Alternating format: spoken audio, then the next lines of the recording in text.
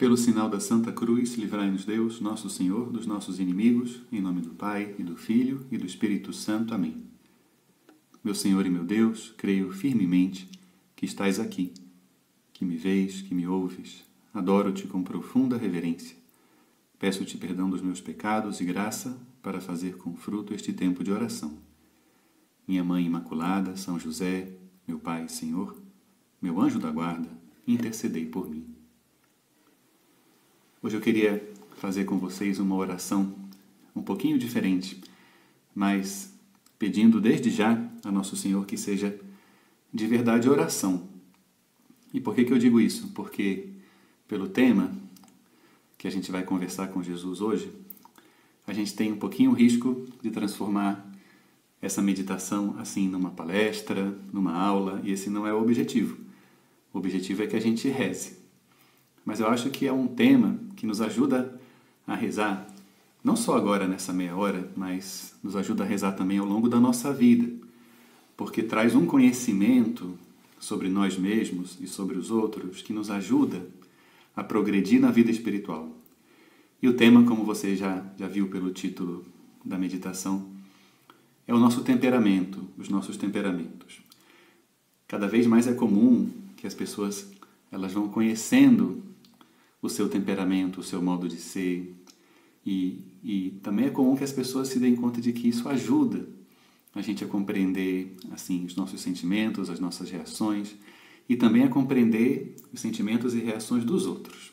Então, certamente é um tema muito atual, mas para nós que queremos ser santos, queremos ser como Jesus, queremos ir para o céu, queremos ser cristãos 100%, o conhecimento do nosso temperamento tem que levar-nos a trilhar um caminho de progresso na vida interior, de mudar aquilo que a gente precisa mudar, de vencer os defeitos, de valer-se das nossas qualidades, de tantos dons, talentos que Deus nos deu, para colocá-los ao serviço do próximo, ao serviço de Deus, da igreja. Então vamos começar um pouquinho. É lógico que para começar, e essa, diria eu, é a parte assim, mais perigosa de se transformar numa espécie de aulinha, mas vou tentar ser bastante resumido, porque também sobre esse tema assim, existe muito material para a gente conhecer. Mas temos que começar um pouquinho entendendo do que se trata o temperamento. O que significa isso? Olha, o temperamento é algo que está muito arraigado na nossa natureza. É algo que faz parte da constituição orgânica da pessoa. Cada um nasce, e isso está muito inscrito assim no nosso ser, com um temperamento específico. E esse temperamento em si mesmo, como tal, não vai mudar. A gente tem que aprender a conhecê-lo para, digamos assim, transformá-lo. Não vai mudar, dizia eu, no sentido assim, a pessoa não deixa de ter um temperamento para ter outro, mas ela vai transformando esse temperamento que ela sempre tem em algo que ajuda a ser santa. No fim das contas, algo que ajuda a ser como Jesus. E aqui está em jogo uma coisa muito importante que Santo Tomás ele ensina. Santo Tomás de Aquino ele ensina que a graça constrói sobre a natureza e que não tira a nossa liberdade, mas a aperfeiçoa. Então, se a graça constrói sobre a natureza, ter um conhecimento mais profundo de como nós somos nos ajuda a deixar que a graça atue de maneira mais eficaz. Nos dá um conhecimento próprio que nos permite ser mais dóceis e encaminhar a nossa vida espiritual numa direção que é boa para a gente, que vai ser fecunda para a gente, que vai ser um caminho propício, né? O conhecimento sobre a nossa natureza pode ajudar na nossa docilidade à graça. Então, o que são os temperamentos? Eles são modos inatos de ser. É algo orgânico, fisiológico. Em si mesmos, eles não são nem bons nem ruins.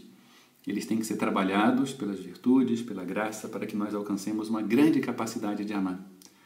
Isso a gente descobre na vida dos santos. Talvez ao longo da meditação eu vá citando assim, um pouquinho o exemplo dos santos, porque neles aconteceu isso. E a gente vê que tem santos de todos os temperamentos. Então ninguém pode dizer assim, eu não posso ser santa, eu não posso ser como Jesus, eu não posso crescer na vida espiritual porque o meu temperamento me dificulta. Não é verdade, porque tem santos de todos os temperamentos possíveis. O que acontece é que a gente tem que ter essa humildade de olhar para o nosso temperamento e pensar assim, aquilo que pelo pecado original fez com que no nosso temperamento ficasse uma coisa muito ruim, muito desagradável, a gente tem que mudar. E aquilo que é um dom, que a gente, e todo mundo tem isso, né? Que no temperamento assim nos ajuda a desenvolver as virtudes cristãs, as virtudes sobrenaturais, a gente tem que potencializar. Então, por um lado, a gente não pode conceder uma importância exagerada ao temperamento, né? Por outro, a gente tem que conhecê-lo, porque aí a gente descobre o caminho das pedras, né? Por assim dizer, a gente descobre por onde a gente tem que ir para mudar, para melhorar, para ser melhor. Mas entrando um pouquinho assim, quais que são os temperamentos, quais são, como se chamam, como é que a gente os define? Então, assim, toda a antropologia é muito clássica, né? Que no fundo herda isso. Lá da medicina antiga, lá do Hipócrates, ela assumiu, e a vida espiritual também, quando a gente vê os tratados da vida espiritual, sempre falam desses temperamentos. Assumiu um modo de classificar os temperamentos que se baseia na resposta a duas perguntas. Quer dizer, a maneira mais simples de descobrir o temperamento de uma pessoa.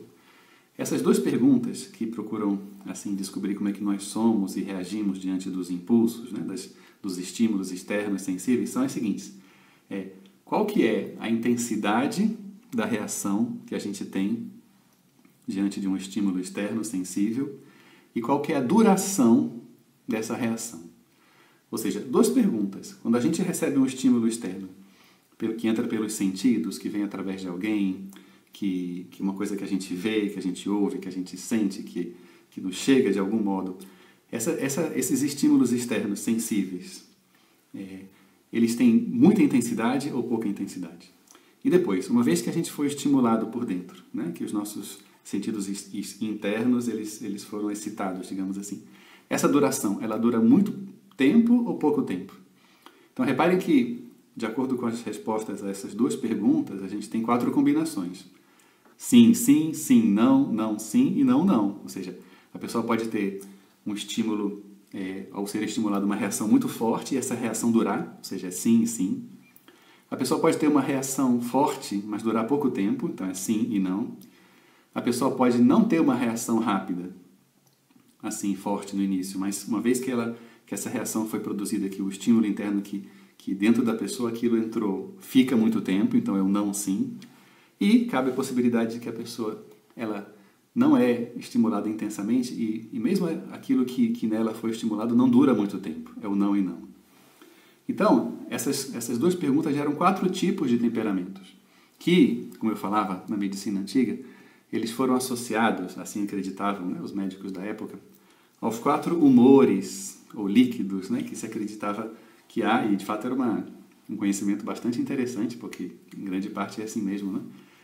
No corpo humano, ou seja, o corpo humano tem o sangue, tem a fleuma, né, a água, tem a bilis negra e a bilis amarela.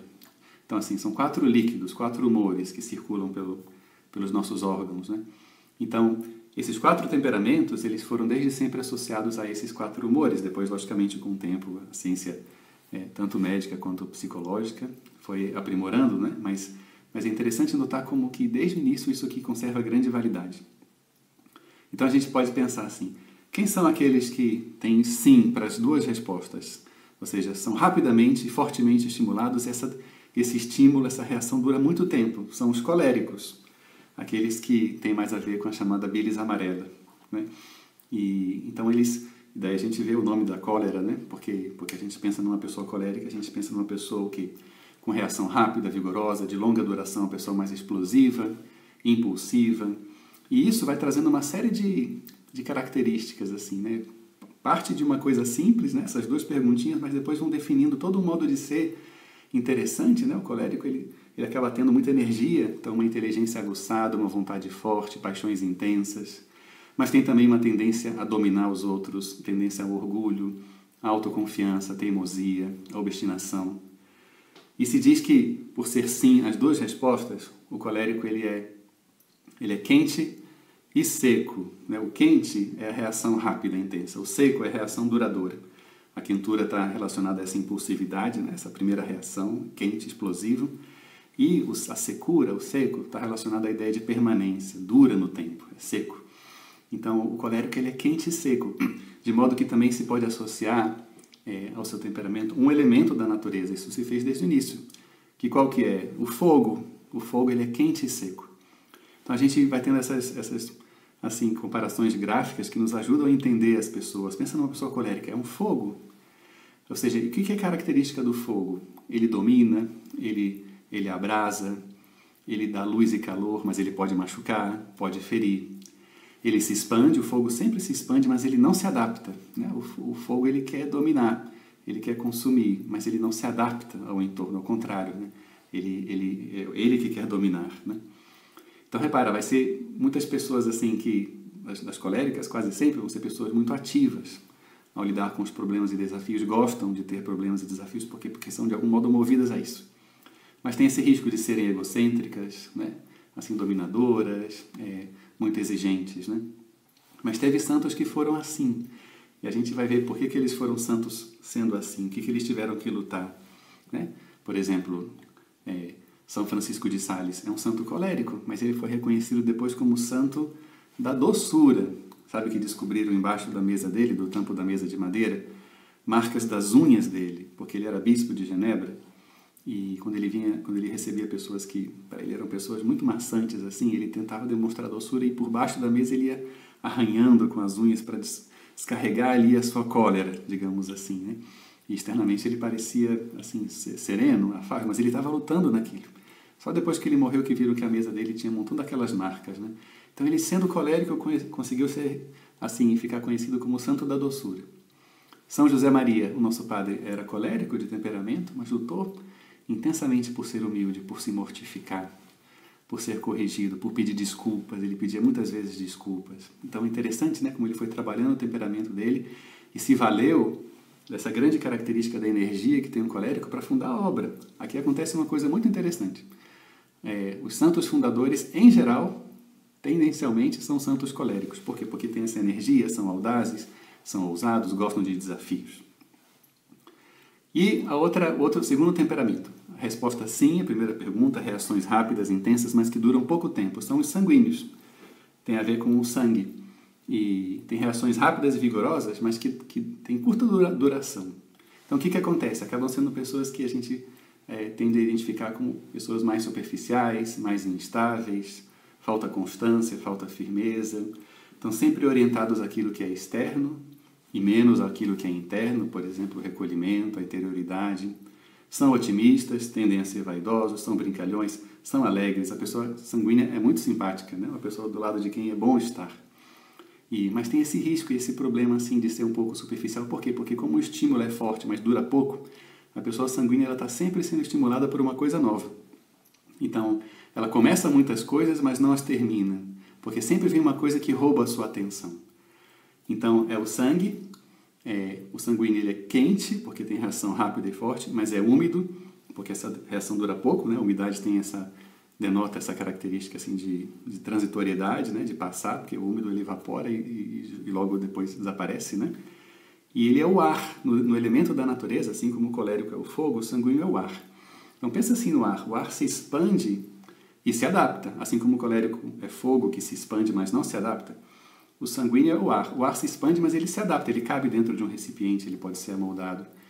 Então, e o ar é o quê? O ar é volátil, né? O ar, ele se espalha facilmente, o ar, ao mesmo tempo ele envolve, ele atrai, mas ele pode ser superficial, ele não dá consistência, não dá constância, não dá segurança, né? Então, os sanguíneos, eles têm essas características, eles vão gostar de influenciar os outros através das suas conversas, né?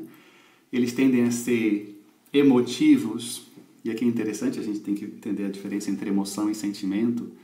O colérico e o sanguíneo, por serem quentes, eles têm muitas emoções, o que é diferente de sentimentos, a gente já vai ver depois. E o sanguíneo é muito emotivo. São entusiastas, são persuasivos, convencem os outros, porque tem uma aparência assim que atrai, que envolve, né? Que são convincentes, são pessoas comunicativas, são sentimentais, por um lado, mas também são assim, esses sentimentos que mudam muito, são pessoas instáveis, tendem a ser otimistas, mas depois não conseguem sempre concluir as suas boas intenções. E a gente olha para o apóstolo São Pedro, para o primeiro chefe da igreja, aquele que Jesus deixou como seu vigário aqui na terra. Pedro era assim, quando a gente vê o evangelho, as reações impulsivas que ele tinha, né? Ele se lançava, mas sem conhecimento próprio, e depois não conhecia a sua fraqueza, os seus defeitos, e ele prometeu para Jesus que ele morreria por ele, e dali a 2 horas depois ele estava negando a Cristo, mas ao mesmo tempo ele se lançava, ele caminhava sobre as águas, ele primeiro fazia e depois pensava, né? Mas foi um grande santo, e a gente vai ver como é que um sanguíneo pode ser um grande santo. E o terceiro grupo de temperamentos são os melancólicos. Resposta não para a primeira pergunta e sim para a segunda. Não tem reações fortes e rápidas, mas uma vez que o estímulo se gerou dentro dele, esse estímulo permanece por muito tempo. Então ele é frio, porque a reação é fraca e não é rápida, mas é seco, ou seja, tem a permanência do estímulo, uma vez que entrou dentro dele. Então, sendo frio e seco, ele é associado à bilis negra, o humor do nosso organismo, e é associado nos elementos da natureza à terra. A terra é fria e seca, né? E o que a terra te traz, assim, de impressão? Solidez, estabilidade. A gente pode, assim como a gente não pode ficar sobre o ar, né? Porque o ar ele se espalha, ele é instável, né? Ele está em constante expansão, como o sanguíneo que está em constante movimento, né? A terra dá a impressão assim de permanência. A gente pode se assentar sobre a terra, né? E o melancólico é assim, né? Agora, a terra, pensa na terra, numa terra firme, né? A terra nem se expande, nem se adapta, né? A terra tem aquele formatão, o melancólico, ele tem uma tendência a ser mais rígido, mas ao mesmo tempo tem uma solidez que dá profundidade interior. E ele vai tendo conteúdo por dentro, sabe? A pessoa melancólica, ela pode ser uma pessoa de grande riqueza de conteúdo. Uma pessoa reflexiva, em geral é mais séria, mais reservada. Tem um perigo, que é essa tendência ao desânimo, à tristeza, um pouco de vitimismo, pessimismo. É uma pessoa que acolhe, como a terra acolhe, mas pode ser rígido, se for uma terra muito seca, né?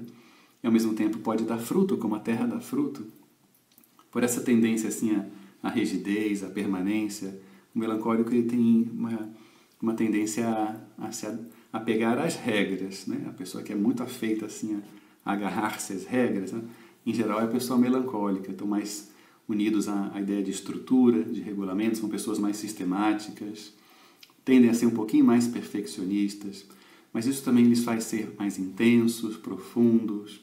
E se pode ser um grande santo assim, por exemplo, Santa Teresinha do Menino Jesus era assim, o apóstolo São João era assim.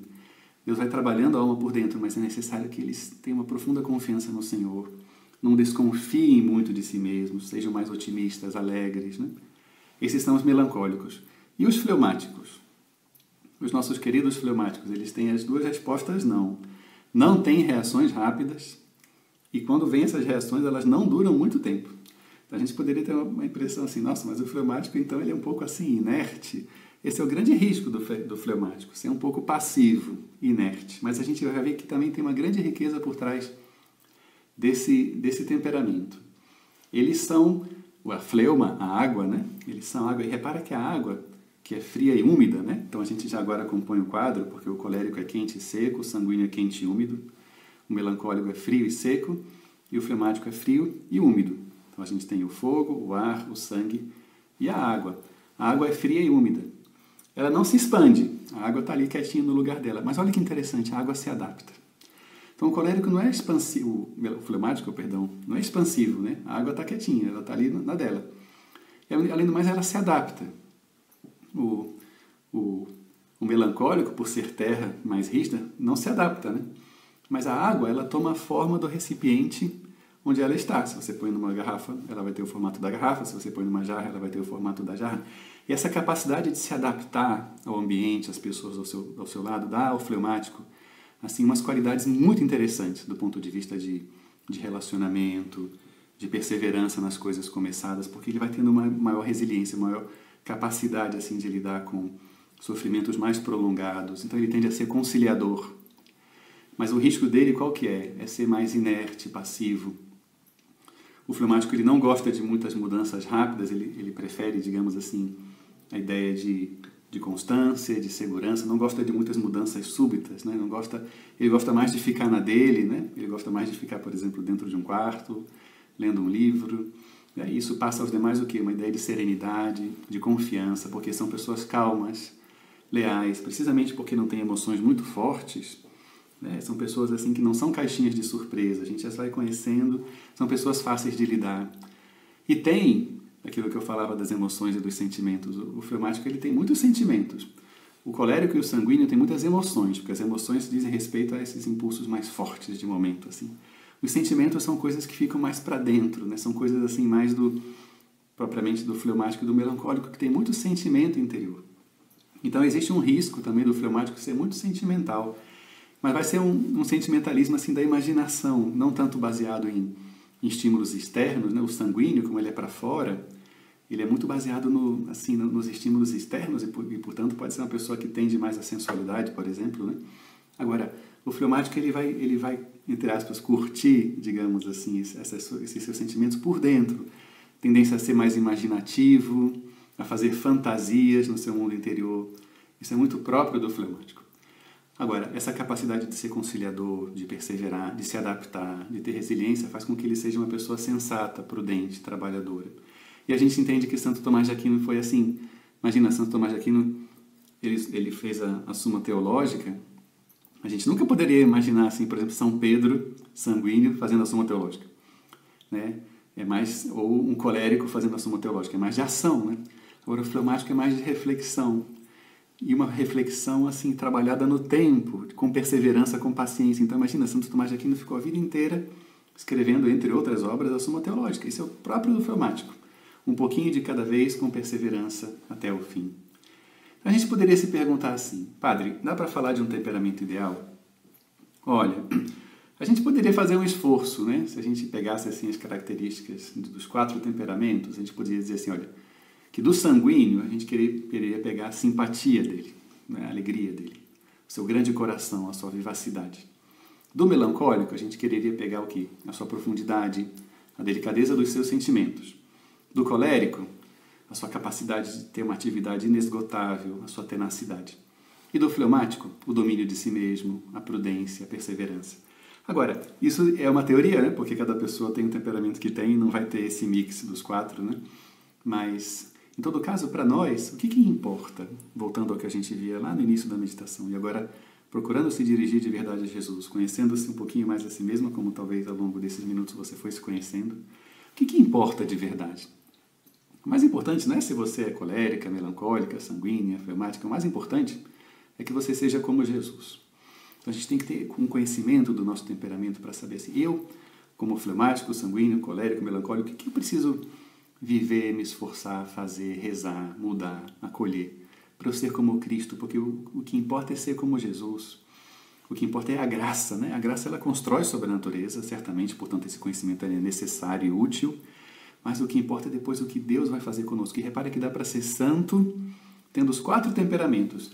Eu pensava, olhando para a Sagrada Escritura, que o Espírito Santo que nos santifica, ele pode ser relacionado, identificado assim, com as características dos 4 temperamentos. Porque, veja bem, na Escritura, o Espírito Santo ele aparece como fogo, no dia de Pentecostes. Ele aparece como ar, a brisa suave do profeta Elias, lembra do Monte Horebe? Ele não veio na tempestade, mas veio na brisa suave, o ar do sanguíneo, né? Ele aparece muitas vezes relacionado com a água. A água é a graça, a fonte da água viva. É o Espírito que nos é dado, a água que é o fleumático, né? E ao mesmo tempo ele é muito relacionado à terra, porque o nosso coração é uma terra, um terreno que tem que dar muitos frutos, tem que ser uma terra boa. Então o Espírito Santo, olha, ele age e atua através dos 4 modos de ser. Desde que a gente tenha a humildade de querer melhorar, de querer mudar. Então, o que a gente tem que fazer para a nossa vida espiritual? O que a gente tem que ter em conta? Então, vamos olhar um pouquinho novamente para os 4 temperamentos. Vamos pensar novamente no colérico, que é o sim e sim, que é o fogo, que é quente e seco, que é abrasador, que é dominador, e que tem como grande defeito o orgulho. O orgulho que pode machucar. Então, qual que tem que ser o esforço dele? Tem que ser vencer o orgulho através da humildade. A gente pensa em São José Maria, né? Que compôs aquela ladainha da humildade para repetir muitas vezes: Senhor, eu não tenho nada, eu não posso nada, eu não valho nada, eu não sou nada. O colérico deveria repetir isso muitas vezes. E canalizar a grande energia que Deus lhe deu para viver a caridade. Porque não existe santo sem a caridade. E o colérico, mais do que ninguém, ele tem que conseguir, na sua vida interior, na sua relação com Jesus, viver sempre de caridade. Ele tem que olhar para o Evangelho. Qual que é a frase do Evangelho que ele tem que escutar assim muito? Aprendei de mim, que sou manso e humilde de coração. Olhar para o coração de Cristo, rezando. Assim ele vai aprender a ser dono de si mesmo, a vencer a impulsividade, não atuar precipitadamente. E, quando ele consegue, pela virtude, reprimir esse seu ímpeto irascível, ele pode alcançar uma grande suavidade e doçura, como foi São Francisco de Sales, que é o santo da doçura, como foi São José Maria, que era um pai, um coração de pai que às vezes tinha reações fortes, mas depois abraçava, olhava com carinho. O colérico, quando ele consegue ser carinhoso, ele é o mais carinhoso de todos, sabia? Por incrível que pareça, porque como ele tem essa energia grande, se ele modela isso pela caridade, se ele dá prioridade à oração e vai se parecendo com o coração de Jesus, ele pode ser o carinho assim mais envolvente, né? Mais completo, de mais doação. E o sanguíneo? Como é que ele tem que encaminhar a vida espiritual dele? Olha, claramente, pelo que a gente já viu, o sanguíneo lembra o ar, que é quente e úmido, que é volátil, que se expande, que envolve, que é agradável, que vem como uma brisa, que refresca o rosto, que atrai, mas que falta solidez, ou seja, é inconstante, tende a ser superficial. Então ele tem que vencer a inconstância e valer-se da sua grande afetividade, porque o sanguíneo é o mais afetivo de todos, assim, porque é muito simpático. Um sanguíneo, eu penso que o sanguíneo, talvez assim, seja o temperamento mais fácil de reconhecer de início, assim. Por quê? Porque o sanguíneo, ele, em geral, vem com o rosto assim, sorridente, ele brincalhão, ele cumprimenta todo mundo, ele é fácil de fazer amizade com ele está sempre otimista, né? Para ele não se detém diante das dificuldades, ele sempre acha que tudo vai dar certo, né? Então, assim, o sanguíneo atrai muito estar perto dele. Mas ele então tem que valer-se da sua grande afetividade para amar a Deus, para a vida de piedade, porque essa sua inconstância faz o quê? Faz com que ele não tenha muita vida interior, não tenha pelo menos uma profunda vida interior. Então o desafio do sanguíneo é conseguir, por essa perseverança, pela vida de oração, por obedecer um plano de vida, por ter horário, uma vida interior profunda. E qual que é a frase do Evangelho que ele tem que escutar, especialmente? Eu penso que é aquela que Jesus diz assim: aquele que perseverar até o fim, esse será salvo. Né? Jesus fala assim, olha, quando vierem tempos difíceis, a caridade de muitos esfriará. Mas aquele que perseverar até o fim, esse será salvo. O sanguíneo, ele tem que escutar isso de verdade, né? Valer-se dessa sua grande capacidade otimista, de olhar para frente, de achar que as coisas vão dar certo, mas fundamentar isso numa perseverança radicada na oração, né? Confiado na palavra do Senhor, que obedece, que reza, que seja uma pessoa mortificada. E o sanguíneo, ele tem que mortificar muito os sentidos externos também. Como ele é mais assim, facilmente excitável pelos sentidos externos, ele tem que mortificar a sua carne, tem que viver a temperança, tem que viver a guarda dos sentidos. E se ele conseguir amar assim o Senhor com toda a força do seu coração, lembra? Amarás o Senhor teu Deus com todo o teu coração, com toda a tua alma, com todo o teu entendimento. Se ele conseguir amar a Deus assim, o sanguíneo chegará a ser um santo de primeira categoria, como foi São Pedro, quando Jesus confirmou a caridade no coração dele, quando ele, enfim, teve a humildade de reconhecer a sua inconstância, a sua fraqueza. Senhor, tu sabes tudo, tu sabes que eu te amo. Como foi Santa Teresa, que era uma mulher sanguínea, claramente sanguínea, mas foi uma grande santa. E o melancólico, o que ele tem que fazer? Olha, claramente o melancólico, lembra? A terra é fria e seca, é mais rígida, mas é mais estável, dá sensação de permanência, de profundidade, de solidez. Mas tende a ser rígido, um pouco pessimista, então tem que vencer o seu vitimismo, vencer o seu pessimismo e unir a sua abnegação, porque o melancólico, ele é sempre uma pessoa muito abnegada, né? O melancólico é uma pessoa que ouve os demais, que se compadece dos demais, que sofre junto. Então ele tem que unir a essa sua abnegação o quê? A coragem e a audácia, confiar no Senhor. Qual que é a palavra do Evangelho que ele tem que escutar? O melancólico, qual que é a palavra do Evangelho? É aquilo que Jesus fala: no mundo, queridos melancólicos, no mundo tereis tribulações, mas coragem, eu venci o mundo.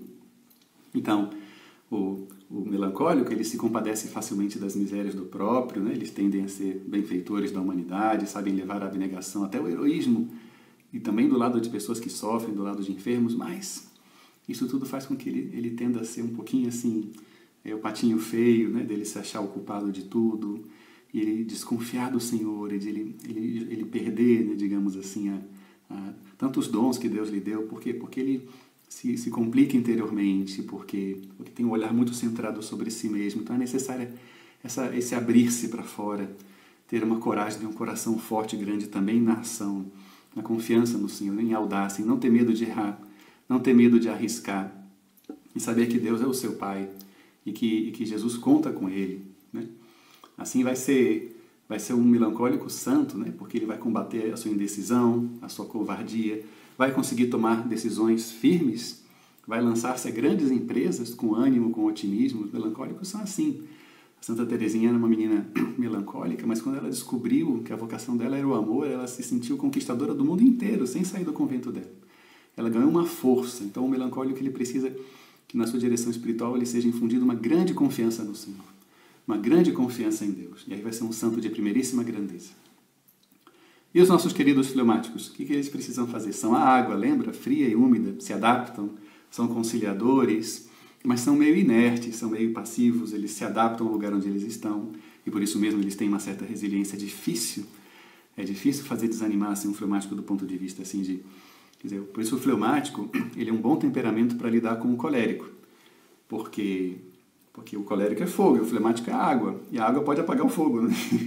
Então, o fleumático, porque ele vai acolher, ele não vai assim, se cansar muito, né? Ele vai lidando, ele vai tendo paciência, perseverança, ele vai vencendo, né? O fleumático, entre aspas, ele vai vencendo essa ira própria, assim, do colérico, porque a água dele vai apagando aquele fogo, apagando aquilo que há de ruim no fogo, né? E ao mesmo tempo o fogo do colérico, quando é um fogo santo, vai aquecendo a água do fleumático para fazê-la também uma água que ferve de amor de Deus, né? Porque Jesus também fala, eu vim trazer fogo à terra. O fleumático ele precisa ser, muitas vezes, assim, instigado pelo colérico. E valer-se dessa qualidade tão grande que é a sua perseverança para chegar longe, para chegar muito longe. E como Santo Tomás de Aquino chegou muito longe, né? Com a Suma Teológica, por exemplo. Como Dom Álvaro, né? Que era um santo fleumático, assim, que lidava com o colérico, que era São José Maria, que também chegou muito longe pela sua perseverança, pela sua paciência, pela sua tenacidade, assim, de interiormente persistir nas obras começadas, de ter paciência, de ir até o fim, de confiar, de obedecer. O fleumático ele tende a ser muito leal, né? Muito leal, porque ele é uma pessoa em que você pode confiar, uma pessoa que persevera. Em geral, você não tem muitas surpresas assim, né? do fleumático. Por quê? Porque é uma pessoa assim que é mais estável, que não gosta, ela mesma não gosta de muitas mudanças bruscas, né? Então a tendência do fleumático é assumir um compromisso, permanecer nele até o fim. Mas eles têm que escutar de Jesus essa frase, que o reino dos céus se conquista à força e são os violentos que entram nele. O fleumático ele tem um grande risco que é cometer pecados de omissão. Então o fleumático ele tem que vencer essa sua inércia, ele tem que valer-se dessa grande qualidade da sua perseverança para chegar longe. Como Santo Tomás de Aquino chegou longe, né, com seus estudos, como Dom Álvaro, bem-aventurado Álvaro, que era um santo fleumático que lidava com o colérico, que era São José Maria, chegou muito longe pela sua fidelidade, pela sua perseverança, pela sua lealdade. O fleumático é uma pessoa muito leal, mas Dom Álvaro foi lutando, né, foi lutando por pôr em ação tudo aquilo que também São José Maria lhe indicava. Era um homem que tinha uma sólida vida interior, né, que se mortificava por dentro. E o fleumático ele tem que escutar essa frase de Jesus: o reino dos céus se conquista à força e são os violentos que entram nele. Se por um lado o fleumático ele não tem assim os estímulos sensíveis externos fortes, mas ele tem que interiormente se mortificar para sair dessa tendência à passividade, ao comodismo, tem que mortificar a sua imaginação, porque ele tem uma tendência grande a se distrair com as suas fantasias e o seu mundo de sonhos, né? A própria sensualidade do fleumático é muito interior, é muito fantasiosa, muito imaginativa, né?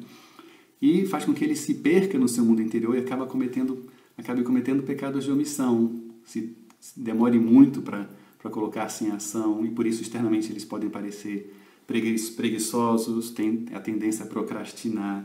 Então ele tem que valer-se, né, dessa lealdade que Deus lhe deu, dessa capacidade de resiliência, de serem conciliadores, de serem mais estáveis, constantes, para chegarem longe, um dia de cada vez, vencendo a preguiça, vencendo a inércia e tendo um coração aquecido, porque o fleumático, que tem uma tendência a ser sentimental também, ele tem que ter um coração aquecido. Por isso, muitas vezes, um colérico do lado do fleumático o instiga a ser uma pessoa assim que põe em ação o valor grande que lhe leva dentro, né? E a gente pode tirar muito partido dos fleumáticos quando a gente incute neles convicções profundas e quando a gente os ajuda a ter esses esforços metódicos, repetidos, constantes, com ordem à perfeição. Assim ele chegará longe. De pouco em pouco ele chega muito longe, vai ter um grande valor, como a gente vê Santo Tomás de Aquino, quando a gente vê o bem-aventurado Álvaro. Então a gente tem que pensar assim, o que importa? Importa que a gente seja como Jesus. No fim das contas, a gente tem que ter esse conhecimento nosso, olhar para o Evangelho, olhar para Jesus. Jesus, você é o meu temperamento. O ideal seria que a gente visse uma pessoa, no fim da vida dela, à medida que o Espírito Santo foi agindo como fogo, água, terra e ar, que a gente possa dizer assim, essa pessoa, não me interessa se ela é colérica, melancólica, sanguínea, fleumática, interessa que ela é como Cristo, ela é Jesus. Ela é outro Cristo, ela é santa. E por quê? Porque tantas qualidades que tinha nela, ela fez crescer e foi vencendo os seus defeitos, e que bonito que a gente possa se completar assim, se ajudar assim mutuamente a ir para o céu, a ser santo, a ser como Cristo. Então eu quero pedir a Jesus, eu falava para vocês que essa meditação tinha esse risco, né, de ser um pouquinho aula assim, mas eu acho que ajuda a gente a rezar. Agora cada um de vocês se conhecendo um pouquinho melhor, pode fazer oração dando-se conta disso, focando na luta que Jesus te pede, olhando no Evangelho, o que o Senhor quer que você melhore, valendo-se da riqueza que todas vocês têm, e colocando isso a serviço, né, vivificando o teu temperamento pela caridade, pelo amor de Jesus Cristo, e assim alcançando uma grande santidade. Vamos pedir à Santíssima Virgem. Ela e Jesus tem que ser o nosso temperamento perfeito. Que a Santíssima Virgem, que São José, nesse ano de São José, nos ajudem a ser como Jesus, a ser Cristo, a ser santos e a levar muitas pessoas para o reino dos céus. Dou-te graças, meu Deus, pelos bons propósitos, afetos e inspirações que me comunicaste nesta meditação. Peço-te ajuda para os pôr em prática. Minha Mãe Imaculada, São José, meu Pai e Senhor, meu anjo da guarda, intercedei por mim.